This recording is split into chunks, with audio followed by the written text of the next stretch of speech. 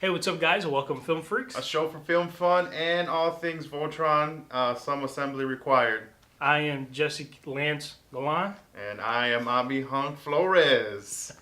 And if you don't know, We're discussing Voltron. yes, we are going to dive into episodes 7 through 12, getting into the second half of the season where it just continues to get more and more awesome. Epic.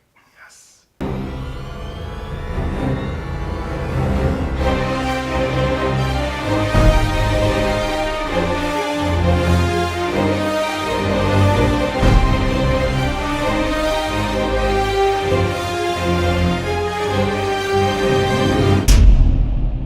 So right on, yep, getting right into the next half of this season. We're getting, they go on a little shopping trip here in episode 7. Hey, Mallrat. Hey. Right. Hey. The ship, the castle, they need some more of those lenses. So Karan remembers about this mall where years ago he would go and like trade and barter and all that kind of jazz. He makes it seem like it's this big spooky like killer kind of thing where it's like, dude, you guys gotta be careful. So It's a we're gonna, swamp. yeah, we're gonna go all super in disguises and blah blah blah. And they get there and it's just like the super high tech mall. Everybody's shopping, just a whole bunch of regular mall. And then they all kind of split up looking for these lenses. Hunk being Hunk, Yeah. he starts eating like free samples and ends up getting in trouble with Repit Sal, and he kind of enslaves him to pay off his debt. And then you got Lance and Paige over here. Paige, being the little nerd that she is, notices this like typical Earth shop where they're selling like this Nintendo looking Japanese kind of Wii game, U looking. right? Absolutely, and they're like all for that. And they got Keith, who's like so interested in learning more about himself and this blade that he has. Kind of goes to this knife shop and gets into it with the owner, and then Karan finally finds this store after trying to bribe like a typical teen. Right. Yeah, and then so he finds this little like antique shop or whatever you want to call it. Gets the lenses, and then like the mall cop guy is like onto them. It kind of chases them out. But they got what they needed. They got the lenses, and then they got the heck out of there. And then that leads us right into episode 8. Yeah, in episode 8, that's where they head towards the Memora trials, and they arrive at the location, and they meet with the leader, Colivan, right? That's right, Colivan. And in that process, they're discussing and they're kind of setting the grounds. One of the rules was they shouldn't have any weapons. Right. And Shiru thought he was referring to the lion because they Right. were talking about the weapons and Right. stuff. But what he was really referring to was the blade that Keith had hidden, Right. which happened to be a Galra blade. Yep. And they get into this big debacle about how trust, and how Exactly. trustworthy they are, and they broke the trust, and they don't want nothing to do with them. And Keith is trying to explain to them that he didn't steal it. So Yeah. they go through all of this thing, and then finally manages to go into the trials of Memora, which essentially he has to go through the trial fighting. It starts off with one per every level. Yeah. You get an increased amount of Golra fighters. So every level he gets one added on, and he needs to like find the secret of how to escape or how to conquer. Getting tore up as Which he's the going through cute keeps telling him is you have to go through the door, and he finds an exit finally, and he gets through there. And in this process, after going through like 7 or Tacho. I think it was the highest anybody's ever gone according Yeah. to them.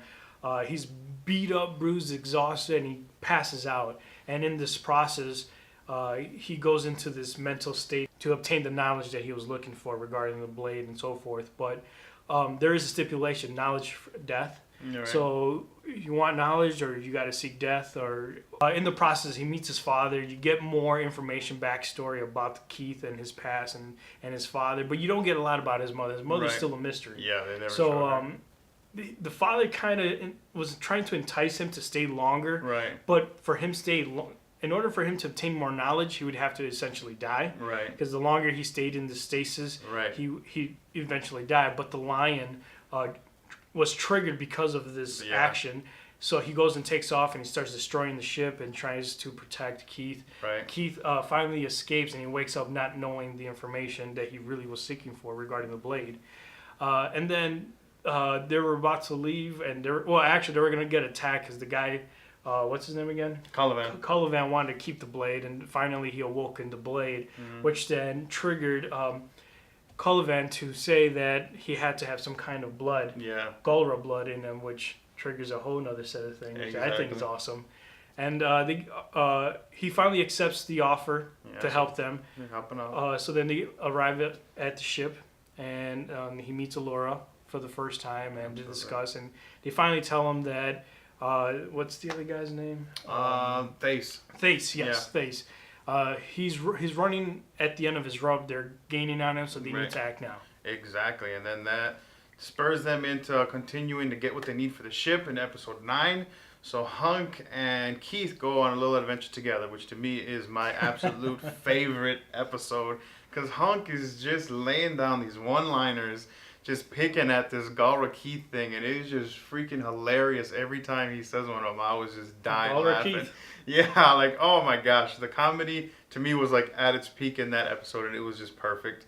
But they go to this worm thing that kind of produces crystals when it like blasts, when it shoots a blast. Poops, whatever. Yeah, and Karan kind of gave them like this step-by-step instruction video that was like from back in the day from him, and it was all corrupted, so they couldn't really get the fullness of it. And Hunk was just freaking out, but Keith being who he is, he's like, dude, we got this. Let's just wing this. So they get in. They meet like this mysterious Galra lieutenant fighter guy, and then like him and Keith kind of have this bro moment. Like he's like, hey man, I'm Galra too. You're Galra, I'm Galra. Let's go.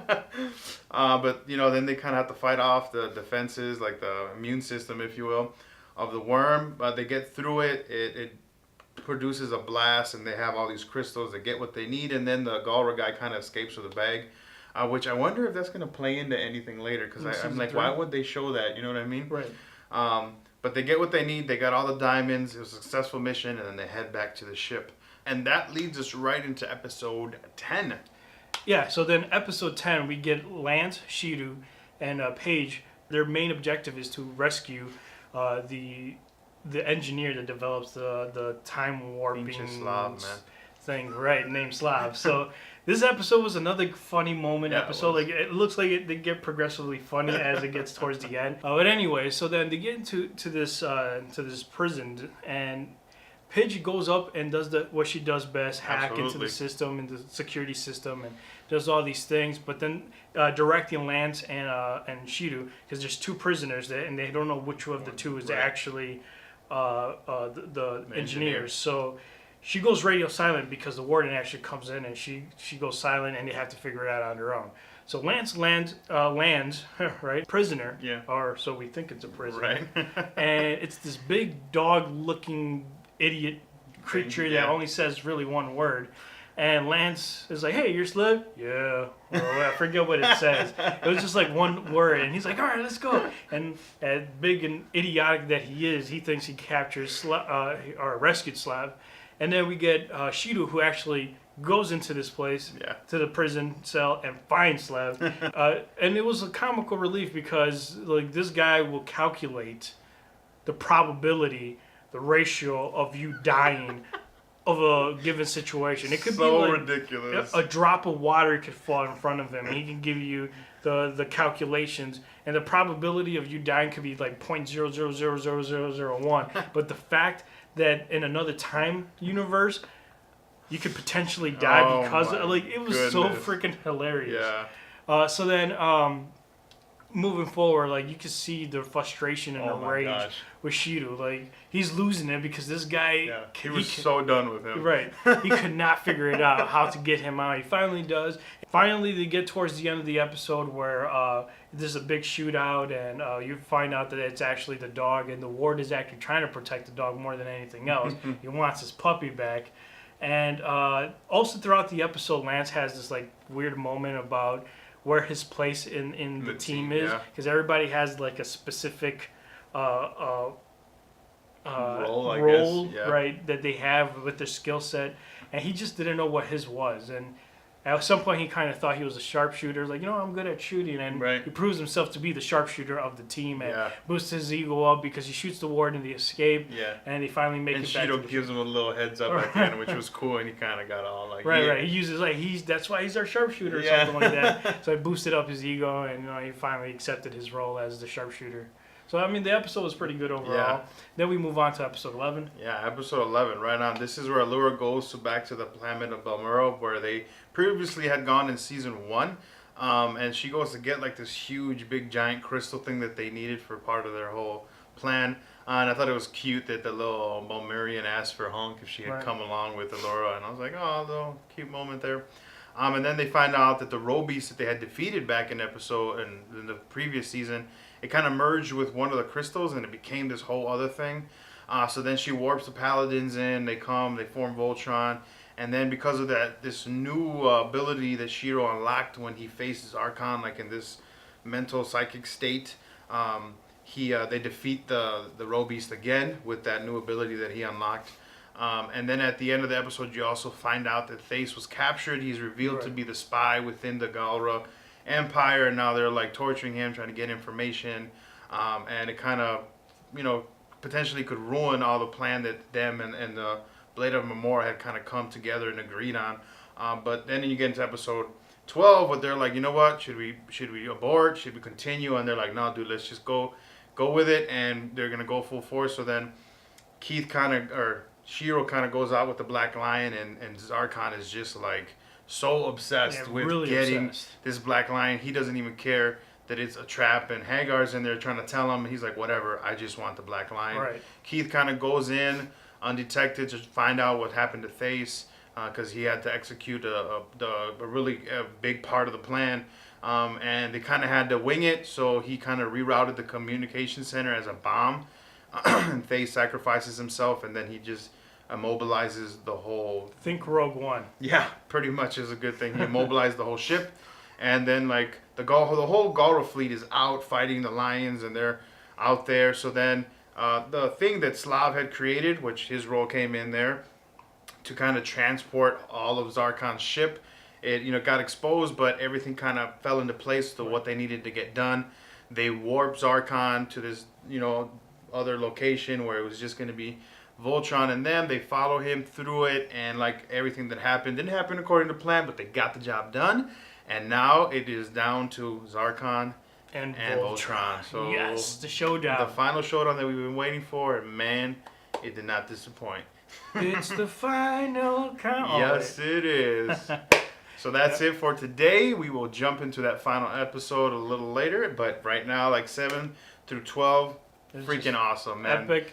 Yes. Keeps getting better, keeps getting funnier, keeps just absorbing us and just making us love the show even more. Absolutely. We love Voltron, what they did with the characters, what they did with the Paladins, the whole story, the development. It's been great. We've been loving everything. So let us know, what are your favorite moments? What have you guys liked so far? What you didn't like? Go ahead and let us know. Thanks, guys. All right, guys. Thanks for watching our episode. Yeah, if you liked our video, go ahead and give us a thumbs up. And if you didn't, you can double click on the thumbs down. Otherwise, don't forget to subscribe, comment, share, and like. Right on. And check us out on our other social media outlets at Instagram and Twitter. And please tweet us at FF Media News. Or you can engage with us through our email at ffmedianews@gmail.com. All right. Thanks, guys.